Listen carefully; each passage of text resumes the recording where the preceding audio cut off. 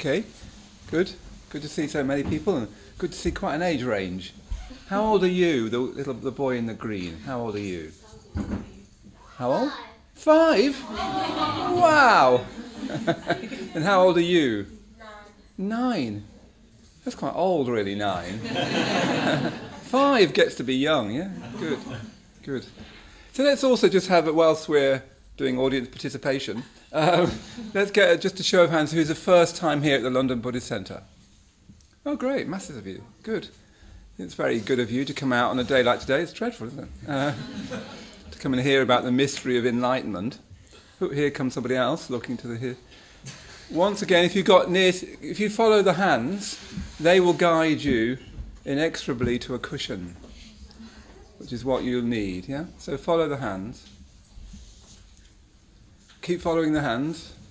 The hands that are raised, and they'll be pointing you very safely to a cushion.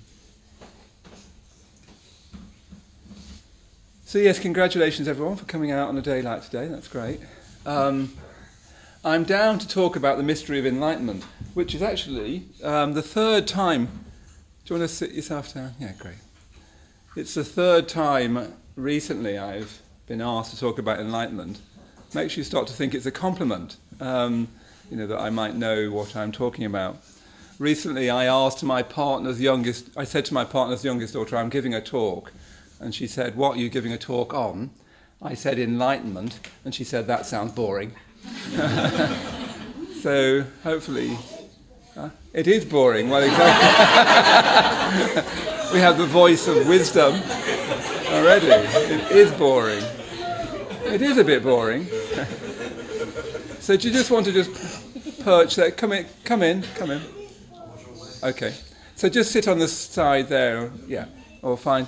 Just sit on the step there. That's probably as many as we can get in just for now. Okay, so in a way, trying to talk about the mystery of enlightenment is boring. As our 5-year-old, what's your name again? The 5-year-old. What's your name? Josh. It's a nice name. So Josh is quite right. It is a bit boring trying to talk about the mystery of enlightenment, and the reason it's boring is because of that word mystery. Yeah.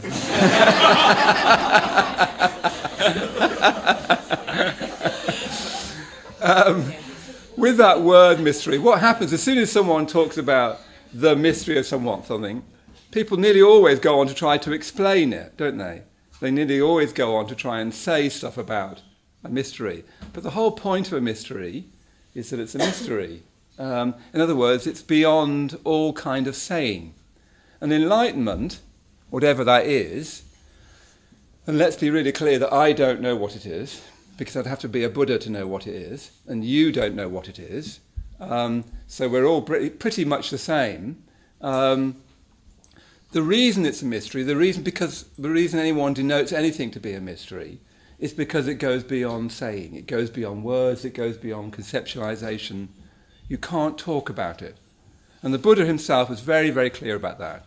He said that what I experienced under the Bodhi tree, he said, wasn't hammered out with words. In other words, he didn't come up with Buddhism under the Bodhi tree. He didn't think of some kind of religious or philosophical or psychological system of thought. He experienced something that changed him completely. And what he changed into is a mystery. Yeah? A complete mystery. So rather than try to talk about a mystery, which is really rather sort of mad, really, a bit silly, really, I wanted to mainly just dwell on one image from his enlightenment, a really simple image, probably an image that people don't even realise is an image. And then I want to say something about what the Buddha taught, because the Buddha didn't make metaphysical statements. This is something that people don't always realise about the Buddha. He didn't make metaphysical statements in a world at the time that was very full of metaphysical and spiritual and religious and philosophical speculation. The Buddha didn't speculate. Yeah? Technically, he's called metaphysically reticent. In other words, he doesn't talk about what the goal is. He's primarily concerned to help you experience it yourself. He's not trying to hammer out a philosophy that adequately describes reality, because no philosophy can adequately describe philosophy. Yeah? So I mainly want to emphasize what he said we can do to move towards the mystery of enlightenment. Yeah? I think that's much more useful than me going on about the mystery of enlightenment. Yeah? But the image I want to just dwell on, it's hardly an image at all, is just that he sat and gained enlightenment under a tree. Yeah? That's it. That's the only image I'm going to use. There's lots of images about the enlightenment, and as so often, images, stories, metaphors are much more accurate than abstract philosophical thought. They often capture something more accurately if you understand the nature of metaphor and story. They actually capture things, I think, more accurately than abstract thought. So you have to imagine this man sitting under a tree, and he gained enlightenment sitting at the base of a tree. He was sitting on a pile of kusa grass, which is just a kind of grass, basically, which he would have just cut and rolled up and sat on, and meditated, and sitting like that. Except for, of course, he wouldn't have looked like that. He wouldn't have been gold with a little thing on his head. He would have been very unshaven. He would have been very, very thin because he had been sort of starving himself before he got enlightened, but realised that didn't work, interestingly. So he'd be quite smelly. So you've got this man sitting under a tree, yeah? And that's the main thing I want to say about enlightenment, is he was sitting under a tree. And a tree, sitting at the base of a tree, symbolically, metaphorically, is sitting at the intersection, is sitting at the unification of earth and sky, isn't it? You're sitting at the meeting place between heaven and earth. So you've got underneath him all these roots reaching down into the earth, and you've got above him all these branches reaching out and reaching up into the sky. Yeah? So that itself is an image for enlightenment. Interestingly, all the important events in the Buddha's life story happened under a tree. He was born under a tree, he gained enlightenment under a tree, he attained what's called parinirvana, and we'd say he died, but that's not accurate. He'd attained parinirvana under a tree. Yeah? So this image of the tree is very, very important. Yeah? And that's what I want to dwell on, that image of the tree. Yeah? Really simple. And what I want to do to explicate that image, or to try to give you some sense of what that image might mean about the mystery of enlightenment, is talk about the thing he mostly taught, especially the thing he taught at the end of his life. So he was in his 80s when he died in northern India. He had been walking around northern India since he was 33, gained enlightenment 35, I think, something like that, and just walked around northern India with bare feet in rag robes. I mean, these robes look rather grand and whatever, but they were basically rags. He was just like dressed as a beggar, effectively. If we were to transpose him into our context, he'd be somebody lying outside Bethnal Green Tube, yeah? He'd look like that, he'd feel like that, yeah? A beggar.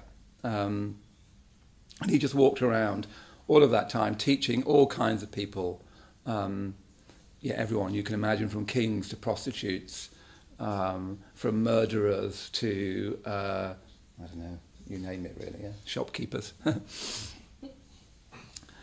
And at the end of his life, when he knew he was going to enter parinirvana, or, we'd use this language of when he knew he was going to die, which of course isn't really right for the Buddha, but I might touch on that if I get time. He decided to do what is always termed as a farewell tour, which makes him sound like, I don't know, U2 or something. But what it just means is he walked around all these little villages in northern India, talking to people who are already probably his disciples, yeah? And trying to make it really clear what he was teaching. And what he taught in that final tour, as it were, in that last tour, which is always important, isn't it, what people teach at the end, what the people say at the end. Because what that must mean, he must have thought about that and thought, what do I really want to leave people with that's really essential? I said so much over that 40 years of teaching. What do I really want to leave people with that's memorable and essential? And what he taught when he went round these northern Indian little villages, little nowhere places in bare feet as a beggar, what he taught was what's called the threefold way. Sila, Samadhi, Prajna. Yeah? Sila, Samadhi, Prajna. So it's interesting to me that he taught very complex things in his life. He could teach incredibly metaphysically. He could teach very challengingly. He could be quite a frightening man. Just push the door if you want to go. Yeah. He could be quite a frightening man. He could be an incredibly gentle man. Nobody quite knows what he was actually like. But whatever he taught, he didn't go back to abstract philosophy. He just taught these three things: Sila, Samadhi, Prajna. So Sila is usually translated as ethics. I never liked that translation because ethics sounds so boring. As soon as you talk about ethics, you start to sort of nod off. It sounds slightly intellectual, slightly Socratic. For me, slightly boring. Just means basically how you behave, how you act in the world. Yeah. I mean, the way I want to talk about ethics is I'd like to translate that he taught love and responsibility. Yeah, love and responsibility. So he went around all these little villages teaching love and responsibility. And what I mean by that is that love is a kind of burden. This is what I've been experiencing more and more in my life as I've got older. People talk about love and it always sounds a bit warm and glowy and sweet. You know. But I don't know about you, but as I've got older, I experience love more and more as a kind of burden, a responsibility. Because if you really love something or you really love someone, you have duties towards them. You have responsibilities towards them. So if you say you love opera and you never go, you don't love opera. Yeah? Whatever you think about it, whatever you say about it. If you say you love reading philosophy and you never do, you clearly don't love it. Yeah? Real love has with it intrinsically responsibilities. The danger of love is that it's so easily sentimentalized. And one of the dangers, I think, of Buddhism is sentimentalization. And the sentimentalization of emotion is when we don't really feel the emotion, we just want to look like we feel it. So you have sentimental love, don't you? Sentimental indignation, sentimental pity, sentimental outrage. There's lots of it, isn't it, on Facebook? A lot of the expression of Facebook is sentimental. Sentimental moral outrage, for instance. Everyone's queuing up their moral position, aren't they? Standing up for their moral position. It's really sentimental. Yeah, it's trying to show that you're that kind of big-hearted person who's really concerned with the well-being of people. It's usually empty, and it's empty because you don't do anything. It doesn't have any responsibilities. I've always thought that's the danger of Facebook. It seems to be without responsibilities. You can just express yourself into a sort of vacuum. Yeah? Real love, not sentimental love, comes with it huge responsibilities, even burdens. So, for instance, in my own life, I've got my partner, Gary, who I've just come back from and got stuck on the tube. I've got definite love towards him. Some of it probably sentimental, but I've definitely... probably a lot of it. Anyway, never mind. Actually, let's not dwell on that too long. Now, he's got 2 daughters, so suddenly I find myself with love of children. They're not 5, but the youngest, Ria, is 10 and Alex is 11. And like Alex, who's the oldest, she had flu or had some sort of bad cold, so there I go, I need to go over to her house and look after her whilst her mother can work. So there's a responsibility. I can't just say, oh, well, great, there you go. Tough. You know what I mean? Get your mother to get some tissues. You can't do that. You've got responsibility, yeah? I then have incredibly good friends. I'm very lucky in that way. And that means responsibilities to them. Do you see what I mean? I've got responsibilities for them. I want to and need to keep up with them. And if they're in trouble or they need me or they want to talk to me, I feel a responsibility to respond to that if I possibly can. Just the other day I was meeting someone and trying to work, and I got a text from a friend saying, look, I could really do with talking to you now if that's possible. And I'm not trying to show off here, I'm just trying to explain, I think. I immediately want to respond to that. He's my friend, so I need to, if he needs me, I need to be there, yeah? If he's moving house, I need to help him if I can, and so on. So I've got friends which have got responsibilities. And then, perhaps most importantly for me, I've got my love of the Dharma, I've got my love of this Buddhist centre, and that has responsibilities. So it means that I've also got a love of poetry, so I was trying to write a poem today, and then that meant I had to stop writing that poem and come here. And then at the same time I was trying to text Alex to say, how are you doing today? And then I rang a friend on the way back saying, I'm caught at, bank and all that sort of thing. So do you see that real love has with it responsibilities, burdens? And if they don't have responsibilities and burdens, they're not love. It's something else. It's fake emotion. So, when you say, oh, how terrible, it must be so difficult for you, but then you don't try and help someone, you don't really feel that. You just want to seem to feel that. Or if you feel terribly indignant at the injustices in the world, but don't do anything about them, you don't really feel that indignation, it's just sentimental. It's interesting, this question of sentimental emotion, because it shows you that there's no such thing as sentimental depression or sentimental spite, because no one will admire you for them. The emotions that get sentimentalized are emotions that you think you'll be admired for. Indignation, pity, love, and so on. Yeah? There's no such thing. No one gets depressed for sentimental reasons. Yeah? So love has responsibilities. And what I think the Buddha would have said is you need to set up your life so there's more and more responsibilities for others. Yeah? So that you've got friends, whatever it is you've got, that you've got responsibilities. He would have particularly emphasized responsibility eventually for all beings. He would have said your main responsibility is to help others, all others, yeah, all the time. That's your responsibility. And that's a kind of burden, yeah. Because often your loves, if you're like me, they compete with each other. You want to spend time with friends, but also your daughter needs help. Also, you know that something needs to be done in the world and you want to make your tiny contribution to that. Do you see what I mean? Our loves compete with each other. We're torn apart in time by our loves. And we need to be. Yeah? That is a function of love. Yeah? To sort of tear us apart. And I'll come back to why that's important at the end. So the first thing then he teaches Sila, which I want to say is love and responsibility. And he would have asked us to set up a life in which we feel our responsibilities very keenly and keep going beyond ourselves to live out our responsibilities. Yeah?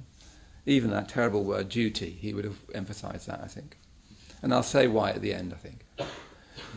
Second thing he would have taught is Samadhi. So on the basis of Sila, ethics, behaviour, how you are in the world, he taught Samadhi, which is usually translated as meditation. But it means, the word Samadhi means something more than sitting down and trying to manage your mind. The word itself means states of consciousness above and beyond your everyday human state of consciousness. So what happens with us human beings is we have a pre-existing idea about what being human entails and how deep it goes. Yeah? As if who we are is just our conscious self. Sometimes people really believe in their rational skepticism as if they think that is who they are. They forget dreams and they forget falling in love and they forget those moments of rapture they've had in their lives. If we're not careful, we live in this incredibly narrow band that we believe is what being human means, with quite a narrow floor and a narrow ceiling. And if we're not careful, I think one of the great dangers for all of us is to live fairly happily, bumblingly, in that narrow band of me. Yeah? Me, me, me, me, me, me. And then all that does, it goes on and on, and then you die. Yeah? I think probably for most of us in this very privileged Western world, and all of us are very privileged, even if we think we're not, That's our danger, is just to live in a tiny little corridor of privileged me experience, yeah? Which is actually bounded without us realising. It's actually a tiny little corridor of me. And we can be terribly pleased with it, and we can put pictures up in it and decorate it and get IKEA furniture into it. But it's all just more and more of me, yeah? It's actually terribly tedious. And as you get older, you lose your looks, your charm, etc. And the tediousness of being you kind of shows up more and more, especially to other people. When you're young and attractive and charming and you can sort of deal with it for a bit, but it won't last, folks. So what meditation is doing is trying to realise that we're in a corridor of being me, a small place that we don't need to stay in. There's much, much more to us than we can possibly imagine. Meditation, the function of meditation, what Samadhi means, is taking away the floor, taking away the walls, taking away the ceiling, and realising that this human consciousness of ours is infinite, is endless, that there is no bottom to us, there is no top to us, there's no sides to us. And not realise it in a cognitive, intellectual way, but experientially in meditation. That is what meditation is for. Now that's quite a journey, because first of all you just sit there and say, that sounds great, and you just sit there and all you are doing really is going through the corridor of me. I don't know, I was thinking that, and then I thought that, and then oops, I forgot. Most of meditation at first is just walking up and down that corridor of me, trying to talk about me. It's terribly dull. And you have to learn to keep on finding your way out of that corridor. And you can never stop learning that. I'm still learning how to get out of the corridor. Because once you learn one door, weirdly, a few months or even years later, that door then closes and it won't work anymore. And you have to find another door and another door, yeah? So one of the main things the Buddha would be recommending is that you learn meditation. That you go along to a centre like this very regularly and keep on learning to meditate, meditating regularly, expanding that corridor of me until the corridor disappears. Yeah, that's what he'd be teaching. Yeah?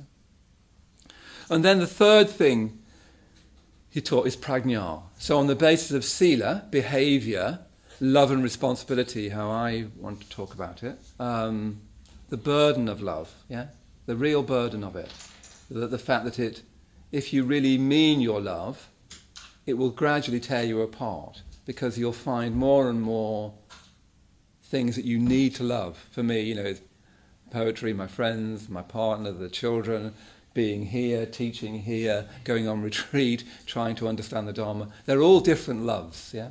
And they're gradually tearing me apart. That's a very positive way of putting it. Anyway, let's not dwell on me too much. And then on the basis of that, of being gradually torn apart by your own love, you meditate, you learn to meditate, and you learn to see more and more that corridor of being me, however gorgeous you think it is, or miserable you think it is just a tiny corridor in consciousness. So there's much, much more to us than we could possibly imagine. Much, much more to us. We satisfy ourselves with so little. Such a shame. That's the great tragedy for us. We satisfy ourselves with so little. But as that corridor starts to widen and deepen, and as even we start to see that the corridor doesn't need to be where we live, that there's much more freedom than we can imagine, we can then turn our mind to prajna. Prajna is usually translated as wisdom, but the word wisdom isn't a very good word for prajna. I think the Japanese translation of wisdom, I can't remember what the word is, I don't know the word, it's usually translated as dark wisdom, which I like that word dark in it. So let's translate prajna as dark wisdom. Because the word wisdom sounds a bit intellectual, sounds a bit thinky, sounds cognitive primarily, whereas wisdom is probably more to do with a certain kind of atmosphere, yeah? It has an intellectual content, and an important one, but it's not primarily intellectual. It might be led by reflection, but it's just as much as a physical experience, even an atmospheric experience. It's kind of difficult to talk about. as it is an intellectual one.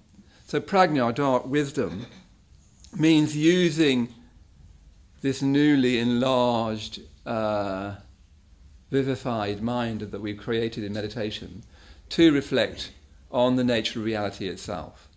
Not, interestingly, to reflect on Buddhism, but to reflect on the nature of reality itself. To try and look more and more at what is really happening. Simply as that. What is really happening? I mean, in a way you could reduce Buddhism to that. That all you're doing all the time is always saying, what's really happening? Yeah, but what's really happening? Yeah, but what really happening? And going deeper and deeper and deeper into what's really happening. You know, so for instance, even as we sit here just now, what seems to be happening is I'm giving a talk, and I'm an object in your world that you can look at, and you're objects in my world that we can look at. And we know it's Sunday afternoon, and you've probably already got plans for later on, and so on. And we think that's what's really happening. But we know, don't we? Well, we easily know that it can't possibly be like that. It can't possibly be like that. So, for instance, you know, when you're looking at me, you experience yourself to be in direct contact with me, and I experience myself to be in direct contact with you. It doesn't feel, there's nothing between us. There's Sean, then I'm directly in contact with him. Yeah. There's Manlio, who's had his haircut, and I'm directly in contact with him. It just feels, there's no question about that, is there? I'm in direct contact with him. But we know, don't we, that actually what's happening is when you're looking at me just now, I'm appearing upside down in two different pictures at the back of your retina. You're then putting those two pictures up the right way around and bringing them together, and you're doing that in your brain. And that, it must be happening in time. It can't be happening anywhere else. It must be happening in time, but it's a time that we'll never ever have any experience of. So even this idea that you're in direct contact with me now can't be true. It can't be true, I'm afraid. It can't be true that I'm in direct contact with you now.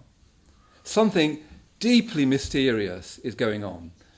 All you need to do is have a tiny look at, I don't know, quantum physics in science, tiny look at a bit of what Schopenhauer or Kant said, and you start to realise that your ordinary experience doesn't stack up.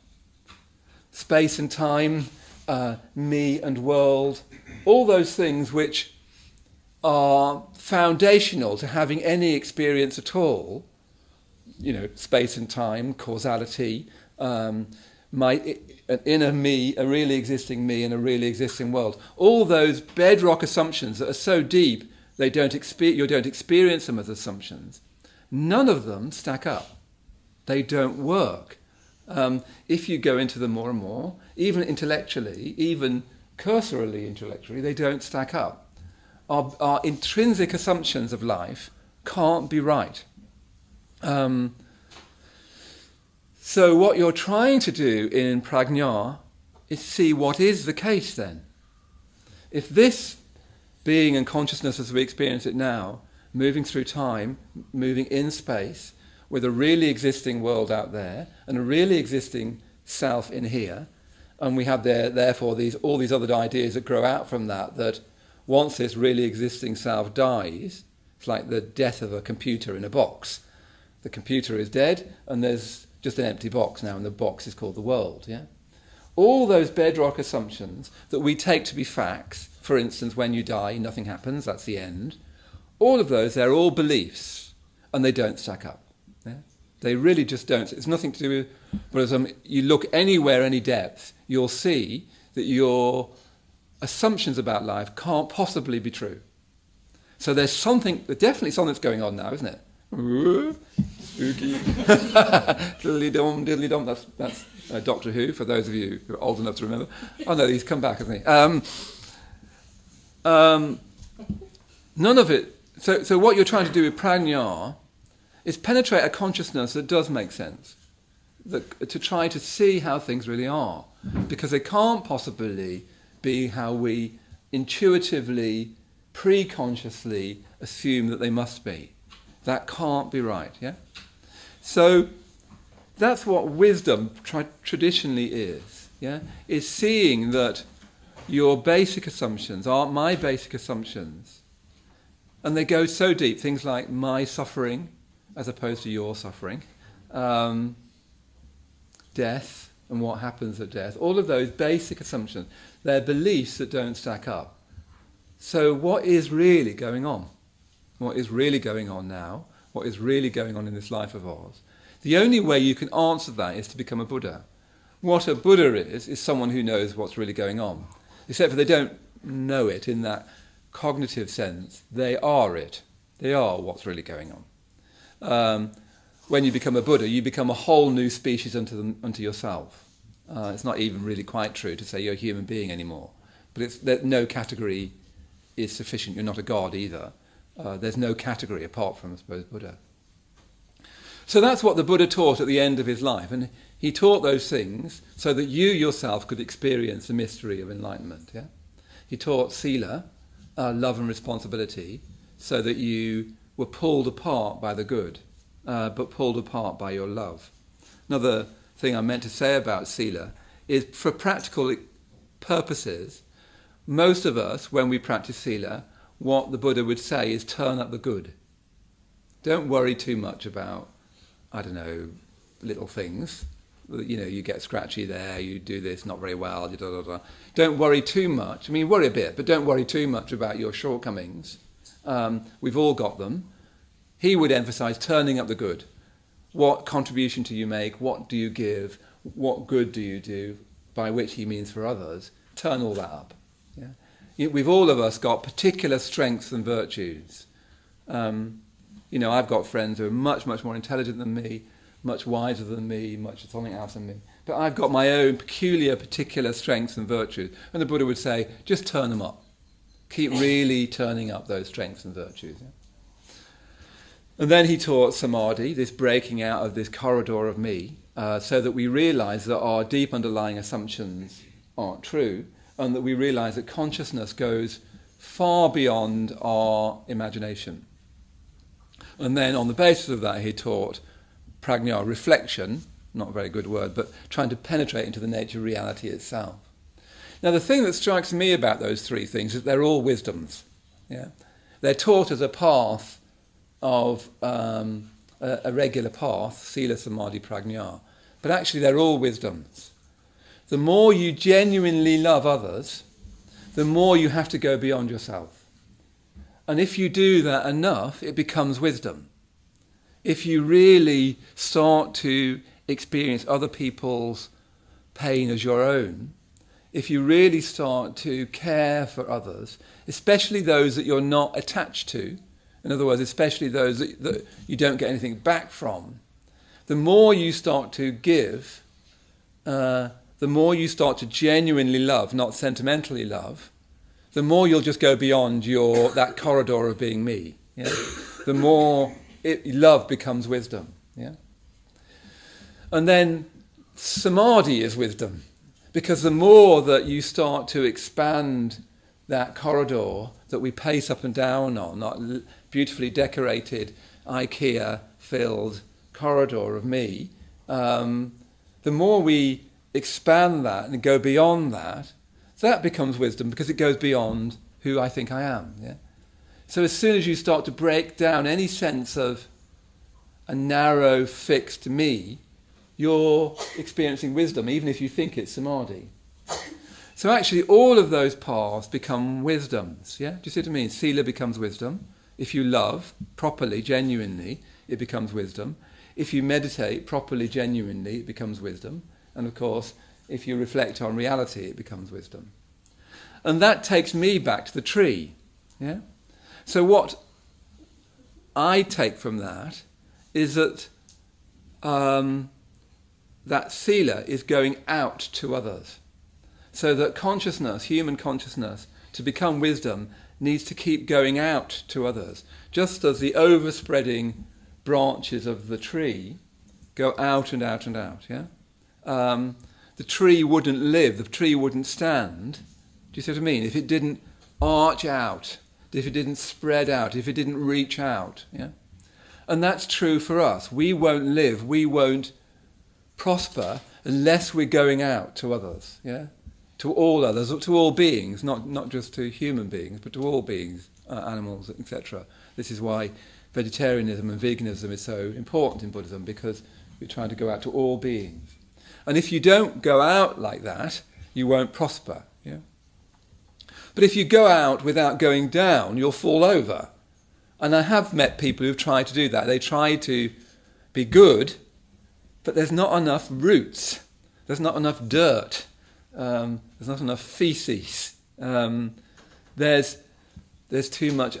You see how that going out becomes a kind of idea, a kind of people-pleasing idea. So you have to have deeper and deeper roots if you're going to go out more and more. So you get those deeper roots by meditating. You start to experience in meditation all kinds of new energies and new bliss and joy and rapture and all of those energies that are trapped in the body, that are trapped in consciousness. You develop roots that can bring to you all of that sustenance, all of that stability, without which you'll just fall over one way or another. Yeah. So what meditation does, I think, is it acquaints you with the earth. It uses all the nutriments of your life for the best possible outcome. Also, of course, it goes into the earth, which is also those darker areas of yourself, those parts of yourself you don't like, that you want to hide, the dust and the feces and the snail shells and the dead snakes and all of that sort of thing. It goes into all of that. It's not afraid of that. It draws all the energy from our hatred, from our lust, from our stupidity and so on. It doesn't shy away from that.